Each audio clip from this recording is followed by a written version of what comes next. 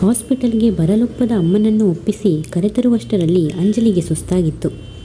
ಈ ವಿಚಾರದಲ್ಲಿ ಅಂಜಲಿಗೆ ಅಮ್ಮನ ಮೇಲೆ ಯಾವಾಗಲೂ ಬೇಸರವಿತ್ತು. ಮೊದಲಿನಿಂದಲೂ ಶೀಲಾಳಿಗೆ ತನ್ನ ಆರೋಗ್ಯದ ಬಗ್ಗೆ ಗಮನವಹಿಸುವುದು ಎಂದರೆ ಆಗದು. ಎಷ್ಟೇ ಸಾರಿ ಆರೋಗ್ಯ ಸರಿಯಿಲ್ಲದೆ ಜ್ವರ ಕೆಮ್ಮಿನಿಂದ ಬಳಲುತ್ತಿದ್ದರೂ ಕೆಲಸಕ್ಕೆ ಹೋಗುವುದನ್ನು ಮಾತ್ರ ನಿಲ್ಲಿಸುತ್ತಿರಲಿಲ್ಲ.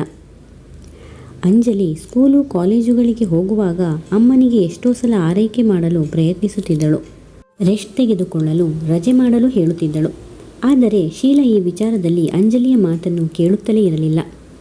ಕೌಂಟರ್ನಲ್ಲಿ ಚೀಟಿ ಮಾಡಿಸಿ ಡಾಕ್ಟರ್ಗಾಗಿ ಕಾದು ಕುಳಿತಿದ್ದ ಮಗಳ ಬಳಿ ಇದೆಲ್ಲ ಬೇಕಿತ್ತಾ, ಮನೆಯಲ್ಲಿ ರೆಸ್ಟ್ ಮಾಡಿದರೆ ಸರಿ ಹೋಗ್ತಿತ್ತು ಎಂದಳು ಶೀಲಾ.